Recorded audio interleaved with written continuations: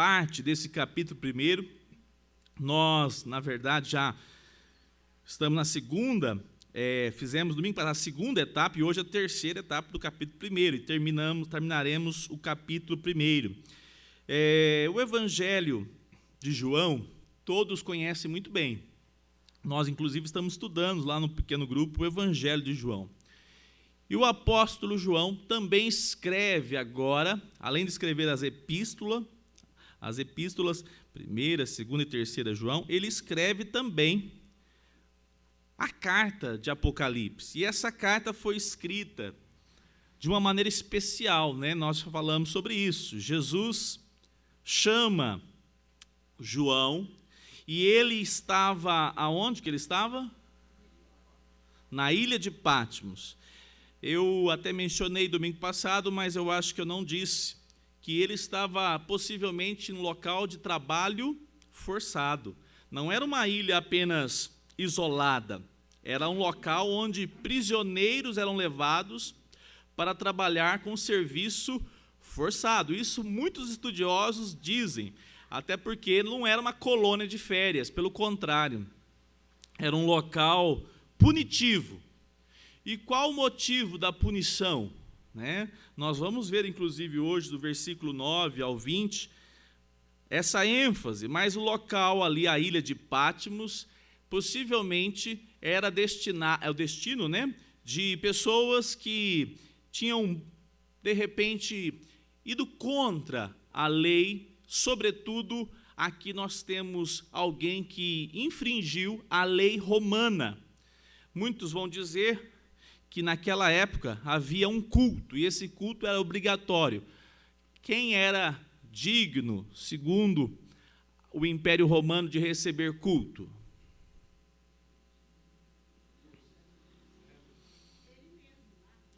O imperador. O imperador. Quando o Império Romano se estabelece sobre outras regiões, como, por exemplo, a Palestina, porque se você analisar, o Império Romano tem ligação com Roma, a Itália, a formação dessa nação. Quando ele se estende para outras regiões, e nós vimos isso domingo passado até com a imagem da Ásia, as igrejas na Ásia, a própria região de Jerusalém, naquele contexto, você percebe que eles saíram de uma região distante, não tão próximo, e vai se estendendo. E o que acontece? O império estabelece de maneira obrigatória, por exemplo, o culto de veneração ao imperador. Isso chocava os valores daquele povo que começou agora a caminhar testemunhando que Cristo é o único Senhor. Essa é uma das questões que faz com que a perseguição se estabeleça nesse primeiro século. Jesus morreu no ano 33, porque nós dividimos no Ocidente a história antes e depois de Cristo. Jesus tinha morrido no ano 33. Que ano que João possivelmente está preso aqui? Final dos anos 90, 96, 97, é o ano aproximado que João foi preso na ilha de Patmos. Após já 60 anos que Jesus havia assunto aos céus, subido aos céus, aquele momento onde ele se revela que venceu a morte, se apresentou diante dos discípulos, e na hora que ele vai ser assunto aos céus, quantos viram ali aproximadamente? Exatamente, aproximadamente 500 pessoas viram Jesus subir ao céu de maneira visível, sobe, e a partir dali a igreja testemunha que ele é vivo e que ele é o único Senhor e Salvador. Agora, após 60 anos, com todos os outros apóstolos, o que já possivelmente? Mortos, martirizados, essa palavra que nós vamos utilizar aqui, martirizados porque eles não negaram a Cristo e tiveram que pagar com a própria vida. João é o último dos apóstolos e agora recebe essa revelação tão maravilhosa. Recebe essa revelação tão cheia de informações. E o livro de Apocalipse, a carta de Apocalipse, é um dos textos mais controvertidos, porque existem muitas linhas de explicação, mas nós entendemos que a maioria, ou sabe, todas, elas pegam o livro de Apocalipse, a carta, e fazem uma bela de uma salada, né? Não tem uma definição clara de Gênesis a Apocalipse. Por exemplo, nós estudamos aqui a respeito do nosso modo de enxergar o milênio. Nós falamos a respeito das questões amilenista, que tem relação com o pacto lá em Abraão e se estende até Apocalipse. Nós vamos falar a respeito dessa obra maravilhosa de Cristo, que ele agora pede para João escrever. Por quê? Porque a igreja está sofrendo. O Cristo humilhado, o Cristo que, como mencionou Filipe, essa é uma das partes da teologia que chama a humilhação de Cristo, o estágio de humilhação. Quando que começa o estágio de humilhação? O Filipe falou aqui, hein? Quando ele nasce. Um Deus cheio de glória, o que ele tem que fazer? Esvaziar da sua glória. Ele nasce como um menino. Ele foi colocado num ventre qualquer, ainda que especial, porque Maria foi agraciada por justamente ser o ventre que Jesus agora está. Mas ele nasce e já começa essa relação, onde também nós temos a chegada do reino. Nós vamos falar sobre isso. O reino ainda não virá. Ele já veio. Ele se completará, ele chegará na sua totalidade na segunda volta do nosso Senhor Jesus. Mas o ponto mais importante, então, para nós é que nós temos diante de nós um texto que nós somos encorajados e a igreja que sofria será amparada. Essa semana, quem viu a igreja, qual região que eu vi lá que estava derrubando a cruz em cima do telhado? Vocês viram esse vídeo? O Rogério mandou uma perseguição de uma família, né, Rogério, na China ou na Coreia do Norte? China. E eu vi o outro que me mandaram também. A perseguição cristã, contra a fé cristã, cada dia mais próximo, viu? Cada dia mais próximo. Nós temos que nos apegar à palavra do Senhor para realmente caminharmos. Então vamos lá, versículo 9. Eu quero a ajuda de vocês e eu vou ler o versículo 9. Nós vamos fazendo pausado para que a gente possa, versículo por versículo, conversando. Então diz assim, capítulo 1 de Apocalipse, verso 9. Vamos ler juntos? Eu, João, irmão e companheiro de vocês na tribulação, no reino e na perseverança em Jesus, estava na ilha chamada Patmos por causa da palavra de Deus e do testemunho de Jesus. Amém. Eu, João, nós mencionamos domingo passado, João, ele então, o homem que era líder da igreja, referência da igreja cristã, após a morte dos outros apóstolos. E qual é o nome que ele dá a ele aqui, ou melhor, é o adjetivos aqui que ele se apresenta. João não tinha um chapéu na cabeça, né? Vocês conhecem o apóstolo que tem um chapéu na cabeça? Esse aqui não. Ele diz assim, eu, João, irmão, companheiro. Por quê? Porque ele apresenta uma das marcas da pessoa de Jesus, né? Por isso que João é chamado também, quando ele fala assim, por exemplo, nas suas epístolas, filhinhos. João é conhecido como o discípulo do amor. E mais uma vez você vê a imagem de Cristo em João. Ele não diz, eu sou o que recebeu a maior revelação de todas as épocas. Eu sou a universal, né? Está gravando aí essas coisas? Não pode. Essa não. Ele diz, eu sou irmão. Ele se identifica com o povo que ama Jesus Cristo, não colocando ele num pedestal, Mas ele dizendo, eu sou irmão e companheiro de vocês nesse processo, nessa caminhada. Olha que coisa mais linda. Parece simples, mas nos nossos dias, além de usurpar a palavra apóstolo, porque apóstolo somente aquele que viu de fato Jesus, aqueles que viram com os olhos físicos, nós podemos chamar de apóstolos. Além de fazer essa usurpação desse nome, o apóstolo é aquele que estava servindo a igreja, e não o que nós temos muitas vezes ouvido aí e visto. O texto diz assim, companheiro de vocês aonde? Na tribulação. E eu quero fazer um convite a vocês.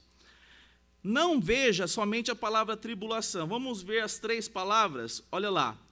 Companheiro de vocês na tribulação, no reino e na perseverança. Porque tem muito jeito de passar nessa vida aqui tribulação. Ou se tem. É só receber aquele negócio que eles enviam para a casa da gente. Agora quase não está nem enviando, né? Mas ainda envia, né? Você recebe, eles dão assim um parabéns. Você tem um limite de 50 mil reais para gastar à vontade. Vocês já viram falar disso? O pessoal chama de cartão de crédito. Aí a pessoa vai lá e, usa o cartão de crédito de maneira desmedida, Felipe. Sabe qual que é a tribulação que vai vir? É que na hora de comprar ele vem com um grande convite, na hora de pagar ele vem com um porrete, né? Aí a pessoa vive uma tribulação atrás da outra, todo mês uma tribulação, uma atrás da outra. Pastor, mas que assunto ruim domingo de manhã, hein? Foi lembrar disso. Essa é uma realidade. A tribulação aqui nessa vida, ela acontece por vários motivos. Mas a tribulação que Cristo convida, chama a igreja, e a igreja deve assumir esse papel, é uma tribulação por causa do reino. Por causa do reino. Nós podemos até dizer que a tribulação na vida daquele que já está no reino, por isso que o reino não vai vir. O reino já chegou, ele vai se completar, o reino vai se estabelecer plenamente. Mas o reino já chegou.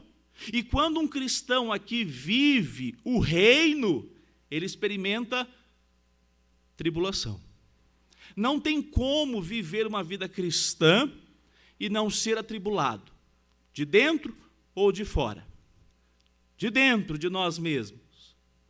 Tropeçamos, entristecemos o Senhor Jesus, falamos, pensamos, agimos e ficamos angustiados, porque nós vivemos uma tribulação contra a nossa própria natureza, enquanto aqui, discípulos de Cristo.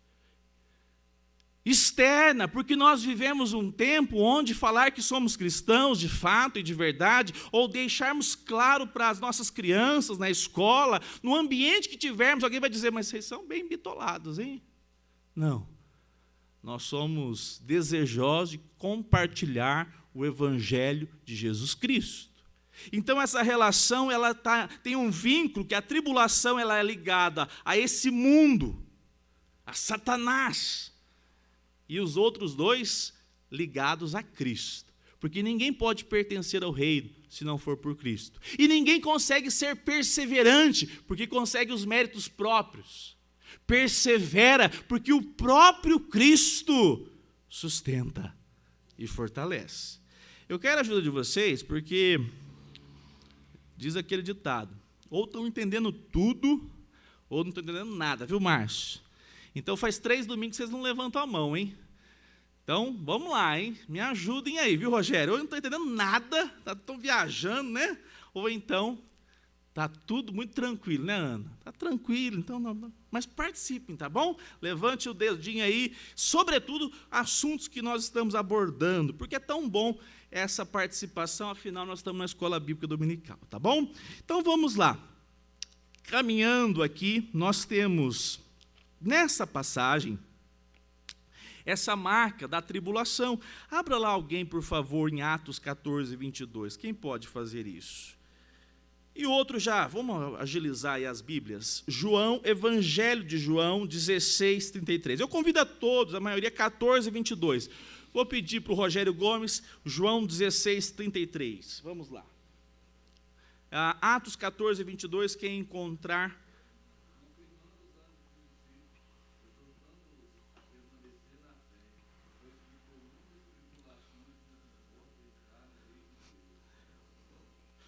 Quantas tribulações? Está assim na sua Bíblia?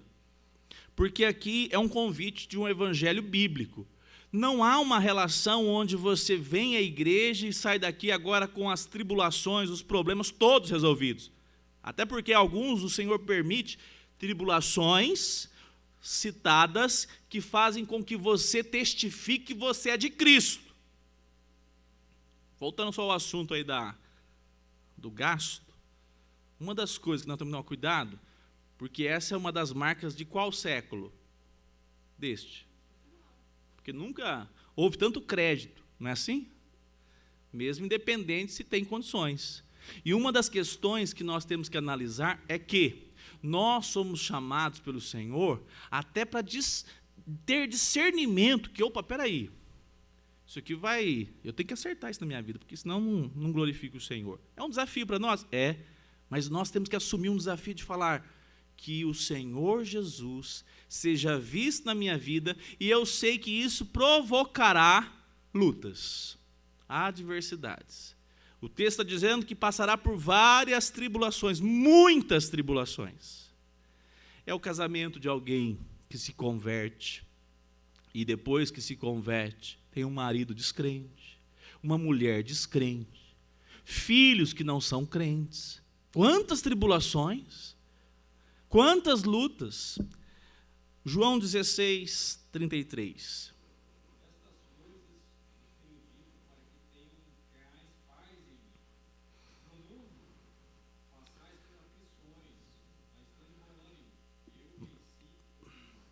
Amém. Para nós também há essa maravilhosa dádiva. A pessoa do Senhor Jesus, como o Felipe mencionou, não é um Deus distante, né? Ele foi o próprio Deus que pisou o nosso mundo. Então, sabe aquela tentação que vem contra a sua mente? O Senhor Jesus foi tentado. Sabe aquela outra tentação específica, assim? Ele também foi tentado. Jesus foi tentado da mesma maneira que eu e você somos. Mas ele fez o quê? Não pecou, venceu as tentações. Louvado seja Deus. Por isso que ele é o nosso Salvador. Por isso que nós enfrentamos as tribulações, seja dentro do nosso coração, seja ela externa. E ele teve bastante adversários aqui, não teve? E ele venceu, não pecou. E essa é uma dádiva do Senhor para nós. Caminhando, diz assim o texto: tribulação, reino e na perseverança em Jesus. Em Jesus. Porque é como nós mencionamos, ela está ligada à pessoa de Jesus. Estava na ilha chamada Patmos por causa do quê? Completem aí para nós. Por causa da... E que mais? O que isso significa? Da palavra... tem umas palavras no grego que eu amo, porque são poucas que eu sei.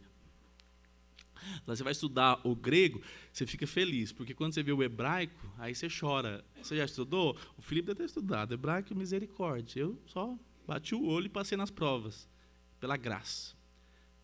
Não é de Deus, não. Alguém já disse que se no inferno tivesse uma língua, era o hebraico.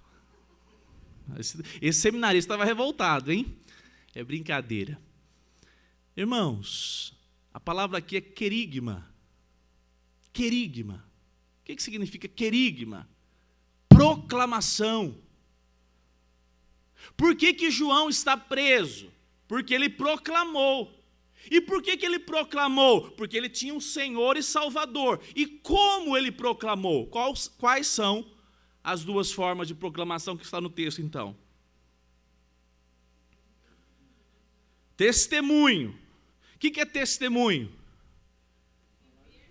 Viver. Vamos por partes. Viver o Evangelho. assumir uma forma que as pessoas digam: este aí é discípulo de Cristo. E qual que é a outra maneira? Palavra. É por isso que não tem como, até o Marcos essa semana, Sueli, por toda caminhada ainda iniciante, mas já é um desejoso de transmitir Cristo. O pastor tem dificuldade de falar. Você não precisa ser um pregador, você não precisa ter uma facilidade na teologia. Você vai ter uma oportunidade de dizer com a sua vida, testemunho, e na hora, de repente, lá do fritar dos ovos, a pessoa vai falar assim: você é crente? Você vai falar assim para ele, ó as palavras: sou sim, sou salvo em Jesus Cristo. Está testemunhando ou não está?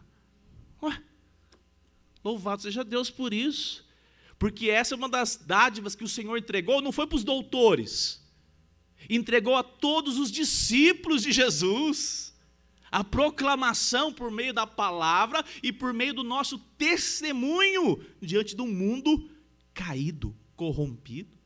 Então, o texto nos aponta que João está preso por causa disso. João está na ilha de Patmos por causa disso. Vamos juntos o 10, vamos lá. Achei-me no Espírito no dia... Espera aí, vamos juntos lá, vamos lá. Achei-me no Espírito no dia do Senhor, e ouvi atrás de mim uma voz forte, como... Aqui é importante entendermos, né? Achei-me no Espírito. Aqui João não está dormindo, o texto deixa claro. João está agora num contexto onde ele é, sim, movido espiritualmente. Nós temos, eu citei isso domingo passado, quem mais teve uma experiência assim espiritual assim? Quem mais? Apóstolo, vou dar a dica. Pedro, aonde que ele estava? Ah, na casa de Cornélio. Ele viu descer, tinha até um porco lá. Lembra disso? Porque ele não comia carne de porco. Aí ele viu um lenço branco e santificava tudo. Aquilo lá foi uma visão. Foi em espírito, não foi real. Isso aqui é importante para a gente seguir aqui Apocalipse todinho. Se você pegar a carta de Apocalipse e querer imaginar os símbolos de maneira literal, você vai se perder. Porque o conteúdo que está sendo transmitido é mais importante que o símbolo. O símbolo é para facilitar. Mas, na realidade, o que ele representa é o que de fato importa. Nós vamos falar sobre os candelabros. Ele está falando de um candelabro de fato, ou ele está falando da igreja? É esse ponto que nós temos que entender aqui. Jesus está revelando a um homem natural como eu e você, e ele traz uma visão espiritual. Vou fazer um parênteses aqui. Dessa passagem aqui, e pegar que Deus fala por meio de visões, e abre o coração e revela um monte de coisa na frente dele, eis que Deus falou e eu vi isso, aí já é realmente algo que as Escrituras não apresentam. Deus utiliza o seu meio ordinário para falar ao nosso coração, é assim que Deus fala. Agora aqui, ele está dando essa visão porque ele tem um objetivo. Qual o objetivo? Olha só, caminhando então aqui. No dia do Senhor, esse dia do Senhor se refere à vinda do Senhor ou se refere ao primeiro dia da semana? Vamos ver lá? Vamos para o texto? Lá está vendo como que é importante? Achei-me no Espírito, no dia do Senhor. Opa!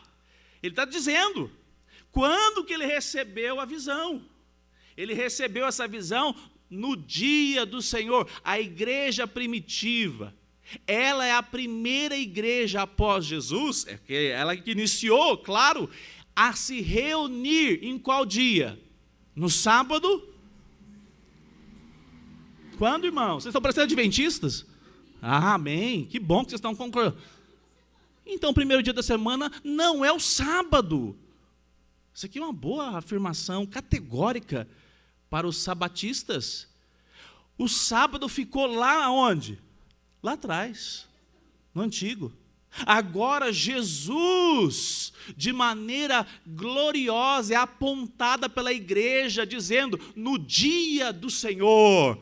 Por quê? Porque a ressurreição de Cristo aconteceu nesse primeiro dia, o domingo. Olha que ênfase maravilhosa nós temos aqui. E diz o texto que nesse dia ele ouviu uma voz forte, como de trombeta. Essa ênfase aqui de trombeta, eu imagino que se fosse hoje, eu ia falar assim, como um som da JBL mais potente do mundo. Alguma coisa assim, né? A trombeta até aqui não tinha equipamento eletrônico, não tinha equipamento elétrico. É um som que não tinha condições de ser contido.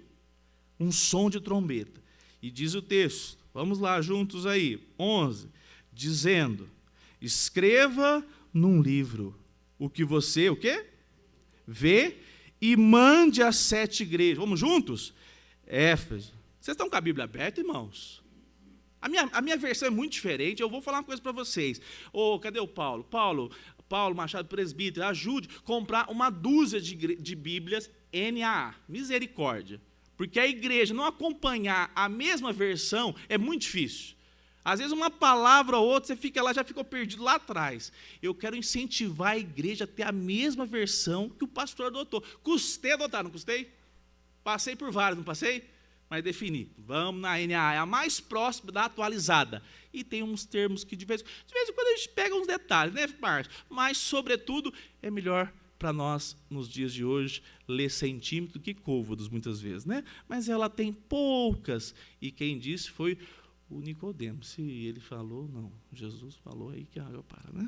Vamos lá, vamos juntos à igreja aí, então, as igrejas, 7 igrejas, Éfeso, Esmirna, Pérgamo, Tiatira, Sardes, Filadélfia e Laodiceia.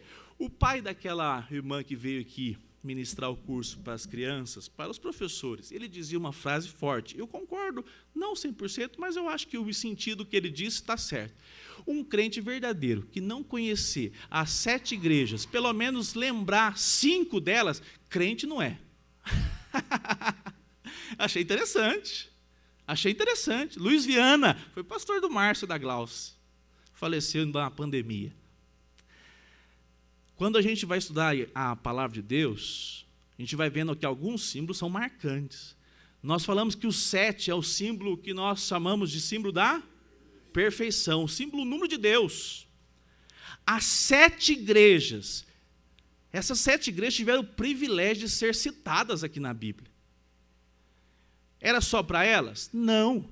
Mas elas representam a igreja do Senhor Jesus naquela época e em todas as épocas. Por isso que são 7. 7 é o número da completude. Não é algo faltando, é completo.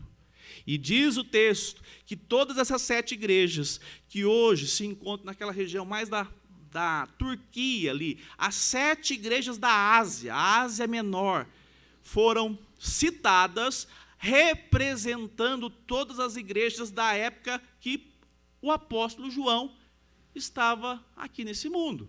Tinha muitas outras igrejas. Aqui não é citada a igreja de Colosso, tem várias outras igrejas. Tanto é que elas são símbolo, porque várias dessas igrejas deixaram de existir. Exatamente. Ela é símbolo. Tá? Então, essas igrejas são símbolo de todo o povo de Deus. Então, diz o texto, voltei-me, verso 12, voltei-me para ver quem falava comigo. Acharam aí? Diz assim, voltei-me para ver quem falava comigo, e vi 7 candelabros de ouro. Um ponto importante, eu estava estudando essa semana, e se define a igreja, e eu vejo isso cada dia, né? A igreja hoje é uma igreja lutadora. A igreja hoje, ela sofre perseguições. Há poucos anos atrás, aqui no Brasil, salvo engano, foi nos Estados Unidos, foi feita uma pesquisa.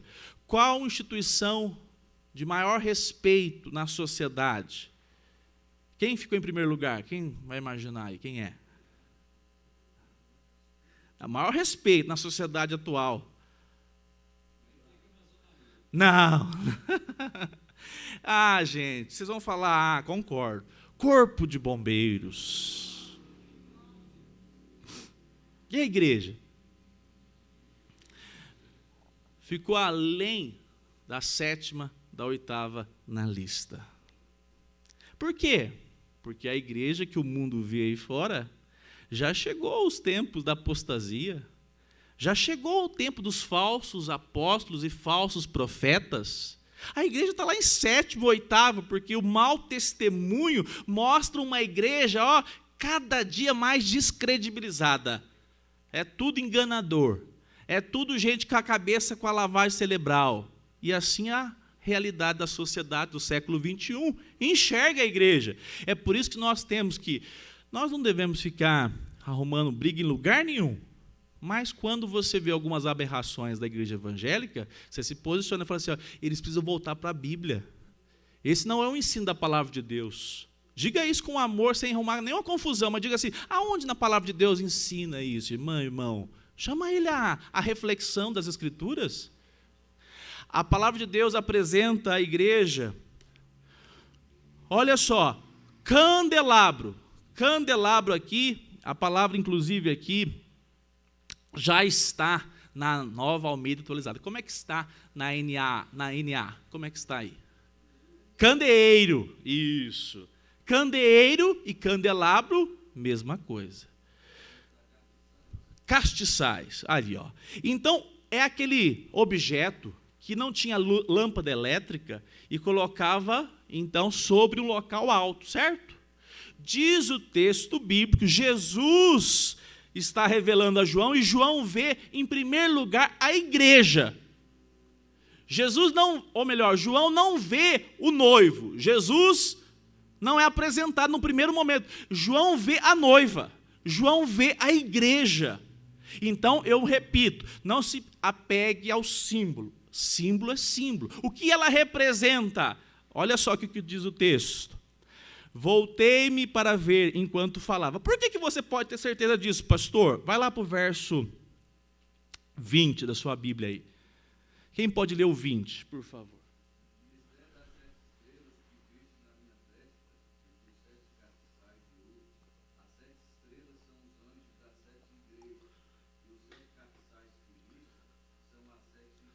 Então, o próprio texto já interpreta o símbolo.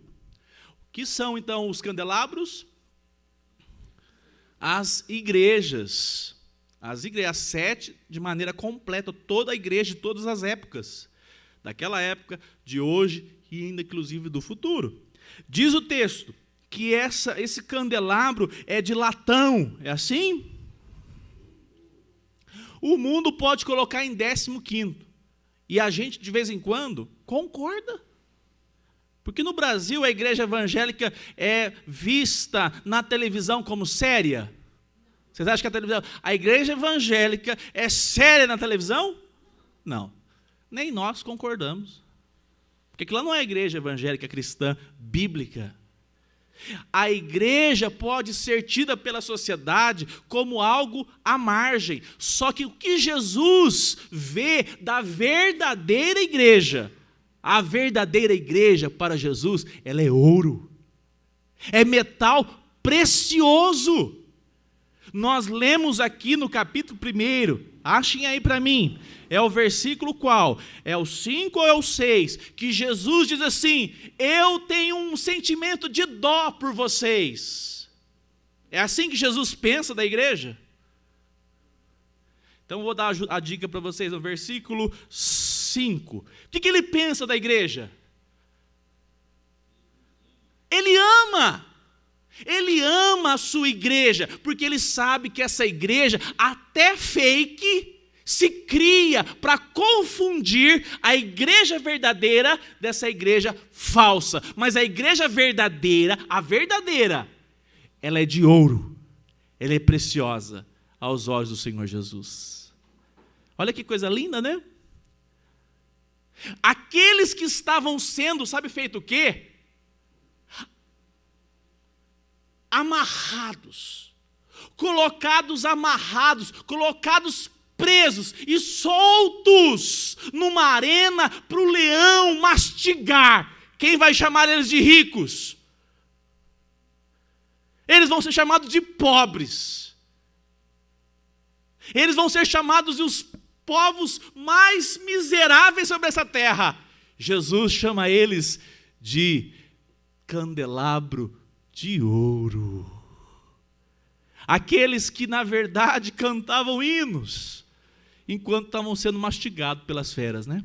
Esse é um relato dos pais da igreja, que o martírio, sobretudo no Coliseu, foi marcado pelos cristãos com bastante crueldade e também com um sorriso no semblante de famílias inteiras. Olha que coisa, né? Vamos voltar para o texto. Vamos lá. Diz o texto. Vamos juntos o 13? E no meio dos candelabros,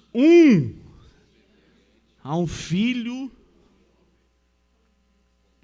com vestes talares e cingido à altura com um cinto de ouro. Você quer ver uma notícia maravilhosa? É que a gente pode estar no meio de um tanto de igreja fake, mas na igreja que o Senhor Jesus comprou, aquele que Ele comprou, Ele não está lá no céu, no escritório.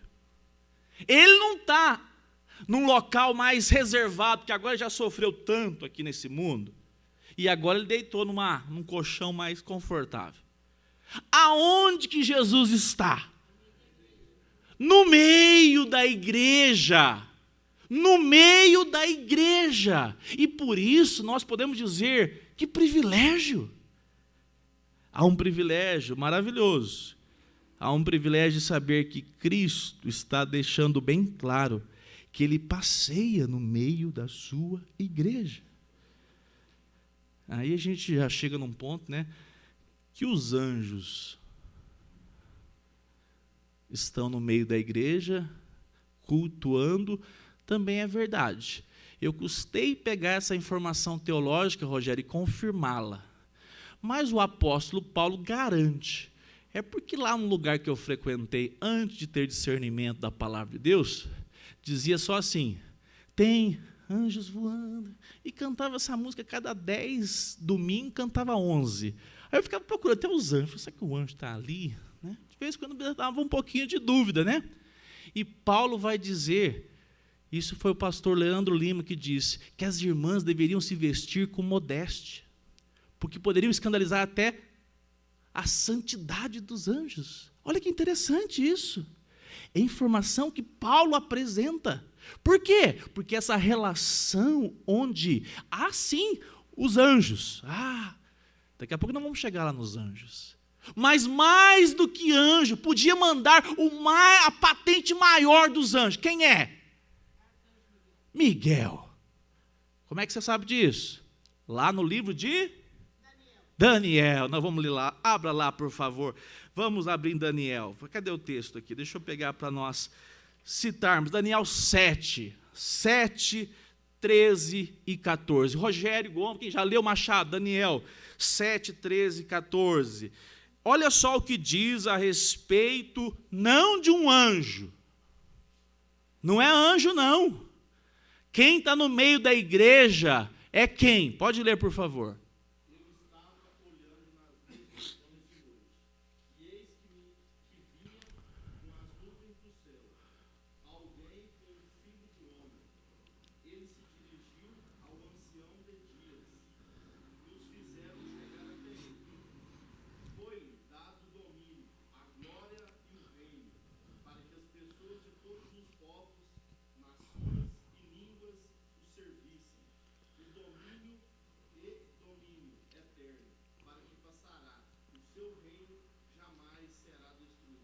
Aleluia. Essa é uma revelação também sobrenatural. Aqui foi a revelação a Daniel, um dos profetas que experimentou essa revelação sobrenatural de Deus. E nessa visão, Daniel vê o Filho do Homem expressão que nós muitas vezes vinculamos à humanidade de Jesus. Tá certo, ele era 100% homem, Jesus era 100% homem. Mas filho do homem aqui representa toda a sua soberania, toda a sua glória, todo o seu resplendor. E aonde que ele está? No meio da igreja. O que isso significa? Que sem Cristo nós não vamos conseguir manifestar o quê? Luz. Porque a igreja é como a lua, ela empresta o quê? Exato. Ela não tem luz própria. Ela precisa da iluminação de outro. E quem é esse outro? Jesus Cristo, o Senhor das nossas vidas. Se nós deixarmos de ter Jesus no nosso meio, nós deixamos de ser igreja do Senhor. A gente é, inclusive, instituição. Lá nos Estados Unidos tem uma presbiteriana desse jeito, né? Uma hora eu vou trazer, agora na época da reforma, vou trazer uma presbiteriana que ordena ministro gay. Começou com o feminismo, agora já ordena ministro gay. O que importa é servir a Jesus, a sexualidade. Aquela lá é a PCUSA, a do norte, a do sul, eu confundo. A do sul, ela já se desviou há muito tempo. A presbiteriana do Brasil rompeu com ela nos anos 90. Tanto é que eles tinham participação lá atrás de envio de missionários. O que aconteceu com essa igreja? Deixou de experimentar da manifestação de Cristo sobre ela. Porque a igreja verdadeira, vocês acham que continuaram lá no meio? Eles fizeram o quê? Ó. Se aqui o senhor ensinar alguma coisa, vocês vão lá, não, mas espera aí, pastor, vocês deviam fazer o seguinte: amanhã eu estou entregando meu documento, estou indo embora da igreja, velho.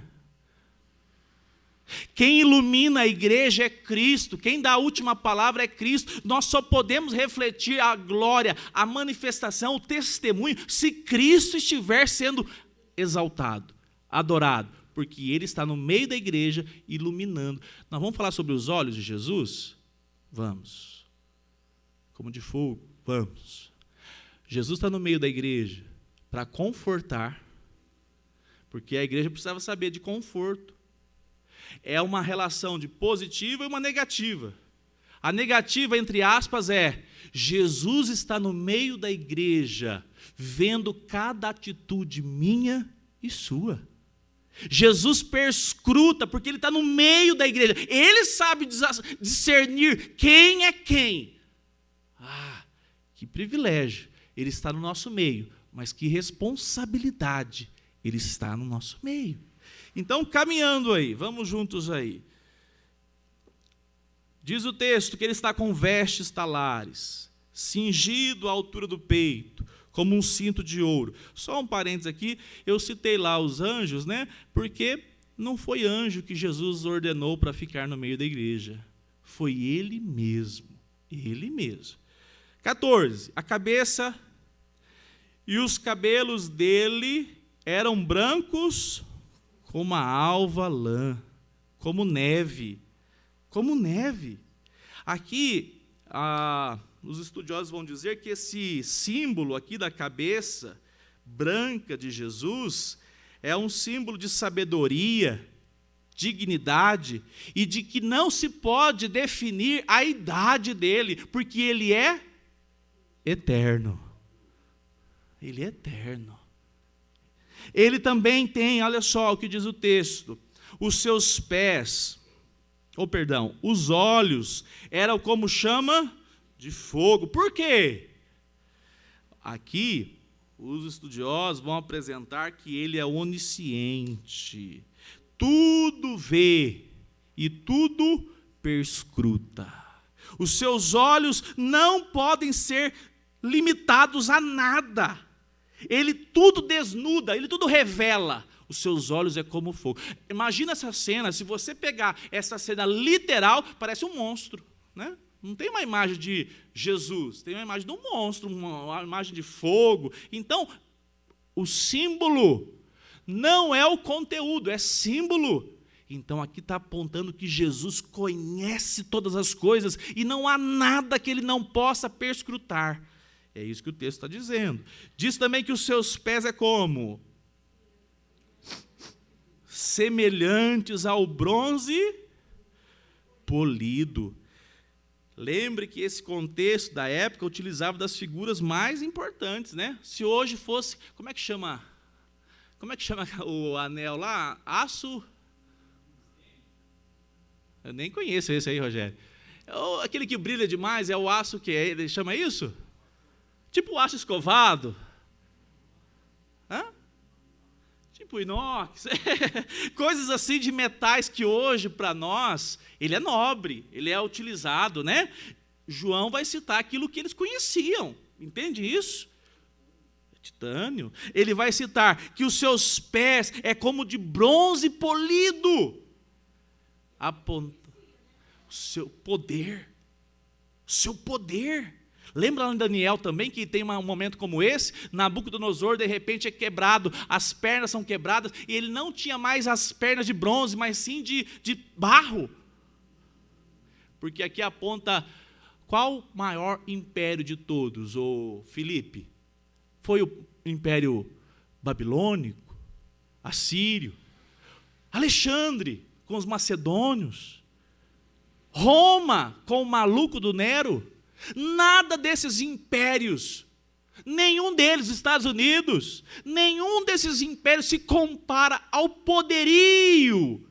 Porque se nós tivemos hoje pela manhã a apresentação de Jesus humilhado, nós temos agora a imagem de Jesus exaltado, porque nunca mais ele se revelará ao mundo, e sobretudo à sua igreja, como aquele humilde servo. Agora Jesus está revelando para a sua igreja quem ele é, todo o poder que ele possui, e essa é a imagem que ele diz, escreve à igreja, João.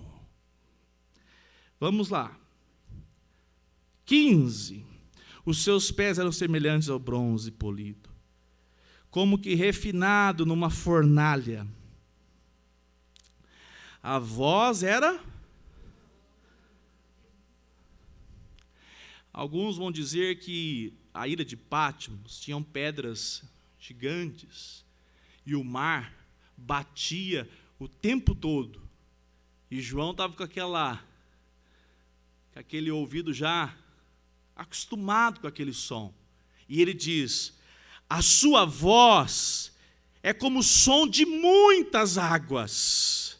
Na mão direita, ele tinha 7 estrelas. E da sua boca saía uma afiada espada de 2 gumes. Então aqui, as 7 estrelas, que representa também quem? Vou levar vocês lá para o 20 de volta, hein? As 7 igrejas. As 7 igrejas, a igreja do Senhor Jesus está onde? Espalhada pelo mundo. Amém, é verdade. Mas ela está perdida. Ela está onde? Na figura aqui, ó. Vamos lá. Aonde que a igreja está? Verso 16. Aonde que a igreja está? Não é a minha canhota, eu sou canhoto.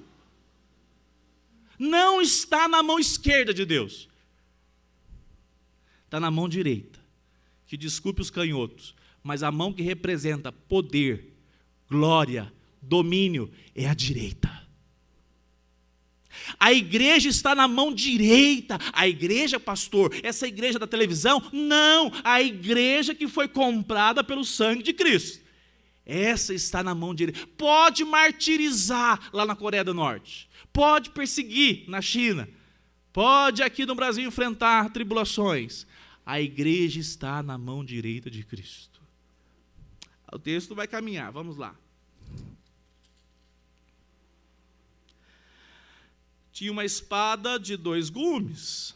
Essa é fácil para nós, que estamos muito habituados com essa expressão espada, né? Qual representação que ela aponta? Para a palavra, né? Exato, a palavra de Deus, que é tão poderosa. O seu rosto brilhava como o sol na sua força. O sol do meio-dia, né? O sol mais forte, né, Márcia? É o meio-dia? Pleno, né? Ao vê-lo, aqui começa o ponto para nós, igreja, novamente refletir. Até então, Jesus se revela a João para que ele pudesse levar essas informações. Não pense que foi o Domiciano. Quem foi esse? O imperador que dizia assim, ó. Essa família aqui, ó. Está no trabalho aqui. Leva eles os meninos. Pega o pai e deixa os meninos morrerem. Na frente dos pais. Na frente do meu pai vendo. Ordem de quem? Nero, Domiciano. E aí, o cristão tinha que olhar aquilo e falar assim, vamos derrotar. João escreve, diga a eles, que o Senhor que morreu por eles está vivo, Ele tem todo o poder, Ele está acampado no meio da igreja, e ainda que a morte, ela é antessala, como diz Hernandes Dias Lopes, da glória. Vai morrer aqui e vai ser recebido pelo Senhor da glória. Vamos continuar. Ao vê-lo, quem? Quem que está vendo aqui? João, muito bem. Ao vê-lo, deixa eu ver se eu tenho aqui a referência. Ao vê-lo cair. Ao vê-lo cair. Vamos pensar quem mais caiu? Nós podemos citar que Isaías diz assim, quando ele viu a glória de Deus, ele ficou assim, totalmente constrangido. Ele ficou totalmente emudecido. É isso que o texto da palavra de Deus apresenta, que quando Isaías, no ano do reinado do rei, o ano da morte do rei, eis que vi a glória de Deus, ele tem uma visão espetacular. Daniel também passa por esse momento. E quando ele vê, quando acontece esse momento tão especial, quando acontece essa manifestação, o que aconteceu? Ele se prostra. Abra sua Bíblia aí, então, para a gente ver. Isaías 6,5, por favor. Outro irmão, por favor, Daniel 8,17.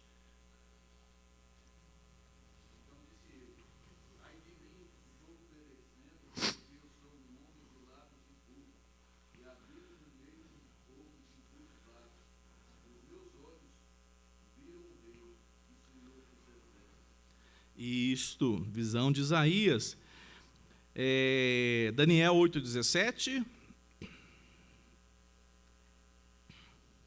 Já vou pedir ajuda então. Ezequiel, vou pedir para Sueli. Ezequiel, Sueli, 1,28. Profeta Ezequiel. E depois o Paulo aqui na frente, nosso irmão, presbítero. Atos 9, 3 e 4. Vai lá, por favor. Daniel 8,17.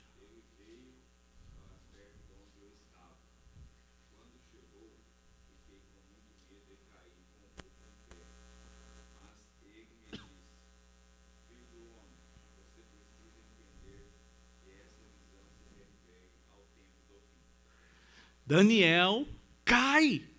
E quem está se revelando a ele? Esse glorioso e poderoso Deus, Cristo Jesus, por meio da sua pessoa. Aí agora também Ezequiel, Sueli, 1,28.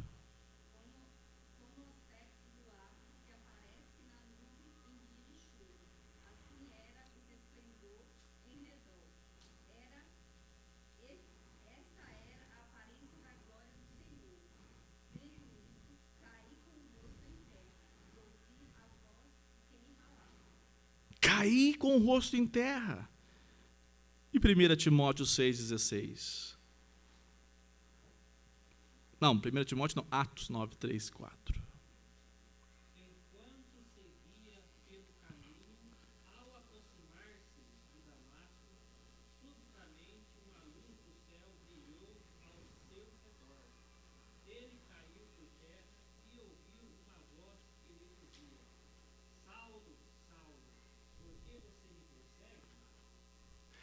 Saulo, importante, informação importante. Quem achava sempre que Saulo caiu do cavalo, não leu a Bíblia direito. Porque diz o texto que ele caiu do cavalo? Não, e a gente conta isso como se fosse verdade, né? Ele estava a caminho de Damasco e não conta se ele estava montado. Diz que ele caiu quando viu a glória do Senhor Jesus se revelando a ele. E o que isso tudo aponta, amados irmãos? Justamente que essa glória que o Senhor possui, diz o texto, que João cai diante da glória. Há o texto lá em 1 Timóteo 6,16, se jogar aqui na tela tiver como, diz que Jesus, Deus, está em local que, olha aqui que diz esse texto, que é impossível o homem ver de maneira, olha lá, o único que possui imortalidade, que habita em luz, é luz inacessível, a quem ninguém jamais viu, nem é capaz de ver, a ele honra e poder eterno. A glória que Jesus possui como Deus que é, ela é inacessível. Todo homem que se chega diante dele se prostra, cai. E se fosse assim, por causa do homem, qual seria então o destino dessa pessoa? Vou fazer um paralelo. Quando a pessoa entrava nos Santos dos Santos, e não tinha feito o quê? Não havia colocado os seus pecados diante do Senhor, eles morriam. Morriam ou não morriam? Morriam. Agora você imagina, João é o apóstolo. Ele é a referência. Se ele é a referência, imagina que sobe para mim e para você. João é o apóstolo, e quando vê Jesus, ele cai naquele momento. Ali era decretado morte eterna, né? Porque viu a glória, viu não o Jesus humilde servo, ele viu esse Jesus glorioso. Olha só se ficasse aí nessa parte do versículo. Mas olha o que o texto diz. Ao vê-lo, caía aos seus pés como morto.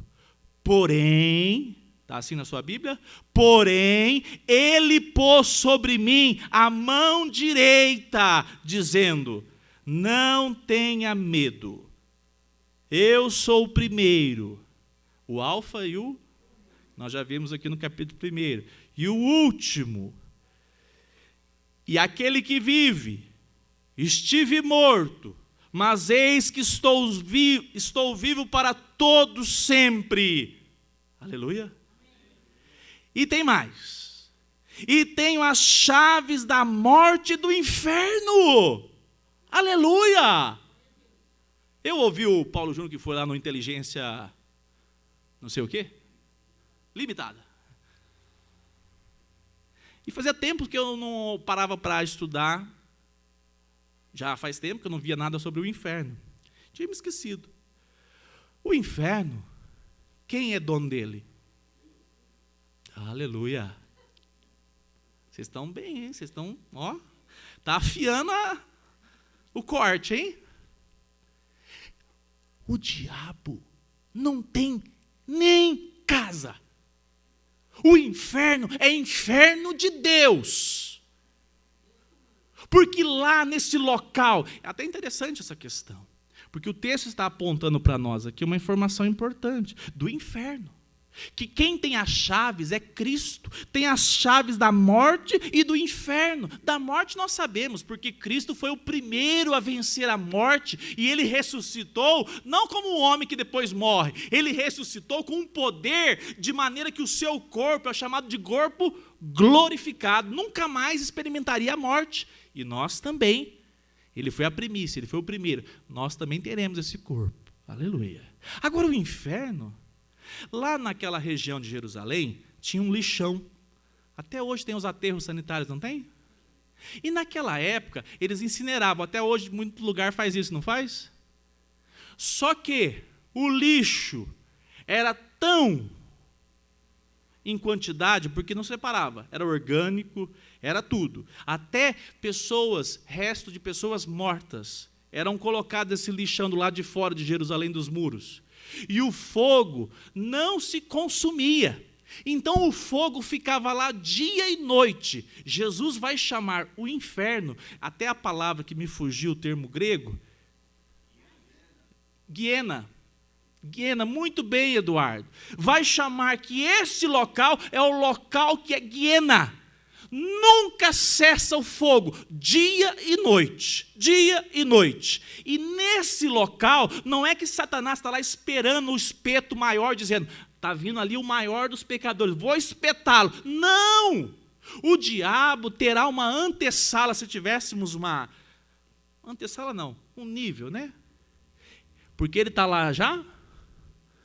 Condenado de maneira eterna, não. Eles têm uma relação ainda que nós aguardamos o dia da glória, ele será condenado eternamente. E ele vai ser lançado num local onde ele não fica com mais poder nenhum, espetando quem está chegando. Ele vai colocar no porão mais quente, ser colocado no local mais quente, se a gente assim entender, que haverá no inferno. Por quê? Porque ele não tem poder lá. Lá é o local da ira de Deus. A ira de Deus é que sustenta o inferno fumegante dia e noite. Não é a ação do diabo. O que sustenta o inferno é justamente essa glória de Deus por meio do seu amor. Não, vão estar aqueles que estarão com ele à direita, reinando com ele eternamente. Do outro lado, a ira de Deus será derramada, o cálice da ira foi derramado sobre Cristo. Amém? Quem não estiver em Cristo, experimentará da ira vindoura do Senhor, eternamente sendo derramado nesse local de sofrimento. Por que nós temos motivo de nos alegrarmos? Porque nas mãos de Jesus Cristo está as chaves da morte e do inferno. Satanás não pode laçá-lo de maneira que o Senhor possa resgatar, transformar, libertar, regenerar, porque ele tem as chaves do inferno e da morte. Fala, irmão Luiz.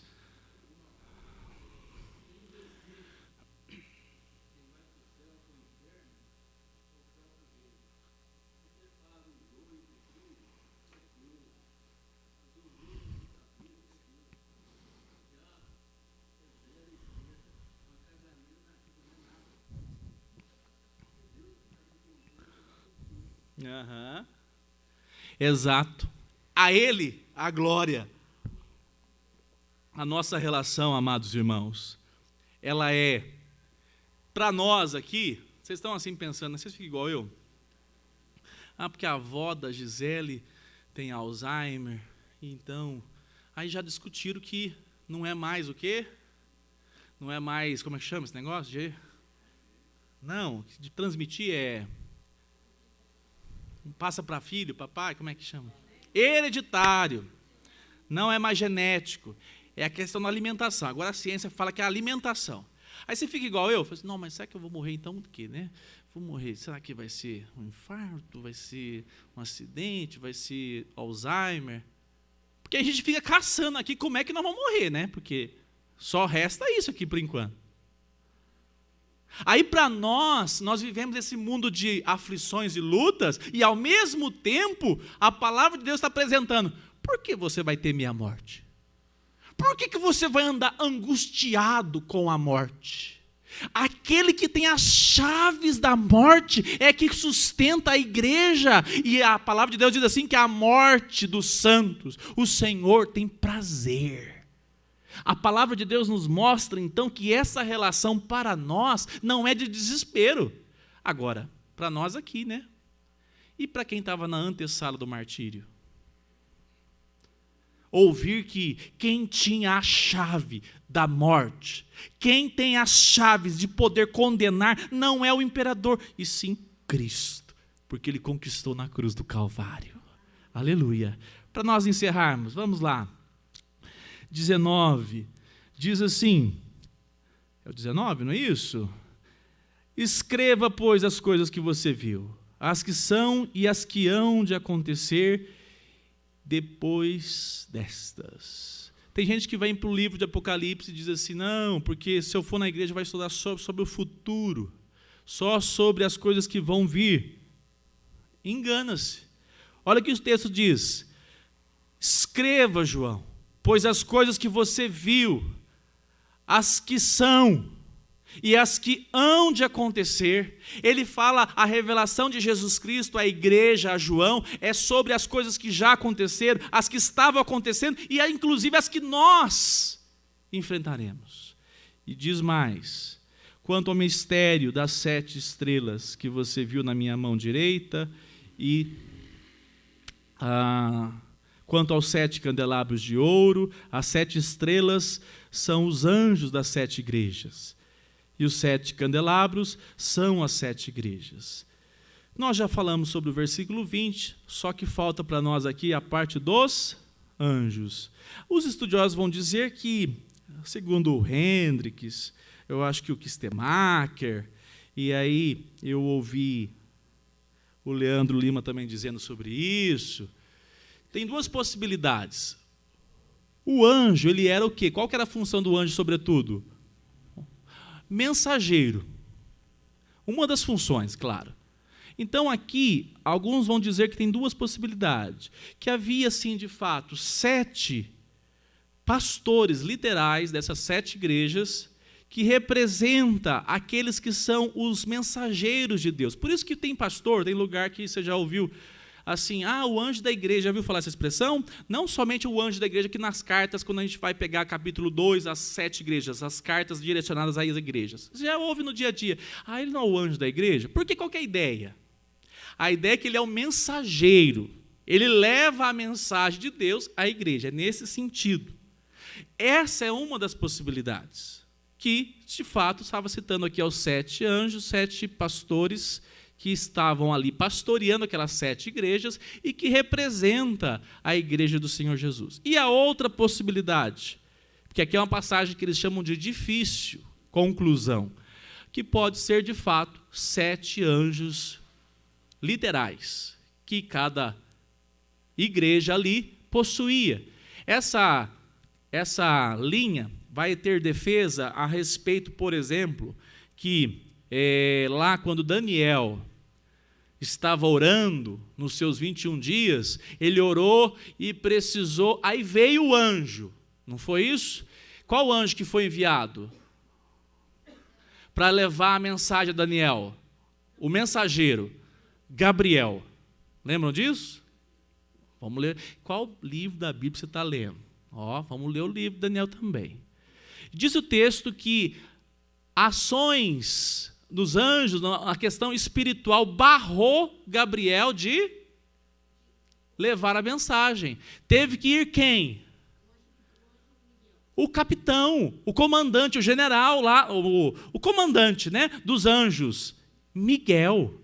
Olha que interessante essa relação a respeito dos anjos. E aí, o que acontece? Aí tem pessoas que falam, mas então por isso a gente tem anjo da guarda. Não tem nada disso. Onde você viu na Bíblia que tem anjo da guarda? Né? Aí já está caminhando para onde não tem informação. Agora, que os anjos são ministradores. O que é isso? Ele intervém com a ordem própria. Ele recebe ordem. Por isso você não pode orar anjo. Anjo Miguel, como é bom sentir a tua presença. Não. Eles são ministradores. Nós não adoramos anjos, nós não invocamos anjos, porque eles são enviados por Deus, quando Deus assim designar, para fazer livramentos, provisões. Tudo que nós já vimos na Bíblia é possível que faça. Também hoje, a gente entende assim. Agora, irmãos, o mais importante para nós é que o Senhor Jesus é aquele que tem as 7 estrelas na mão. As 7 estrelas estão na sua mão direita, e louvado seja Deus, porque Cristo tem a igreja na cidade de Uberlândia, nesse local, espalhado. Ontem, eu nunca tinha visto isso, eu estou a 11h40 da noite, 11, porque estava deitado na cama assim, aí eu vi, culto reformado no Japão. Eu falei, o que é isso? O domingo começou cedo aqui em casa já. Aí coloquei lá, estavam ao vivo, uma igreja reformada, cultuando a Deus. Era 10 e pouco, era 8 e pouco da manhã, não, era mais, né? Já era quase meio-dia para eles lá. Eu falei assim, gente, o domingo já começou lá no Japão, né? A igreja está adorando ao Senhor Jesus. E eu quero convidar você. Jesus tem uma igreja a verdadeira, de todos os lugares do mundo. Jesus tem uma verdadeira igreja, e nesse mundo há uma falsa igreja. Não se contentem em ser membro do hall de membro. Não se contentem em fazer uma profissão pública aqui na frente, diante dos homens. Porque Jesus tem olhos que a tudo vê. Tudo vê. E Ele pode perscrutar o meu coração. E louvado seja Deus por isso, porque Ele me confronta ao arrependimento, ao conserto, a caminhar para a glória dEle. Por quê? Porque Ele é o Rei da glória. E Ele nos deu vida para que a gente viva para agradá-lo, para a glória dEle mesmo. Vamos ficar em pé?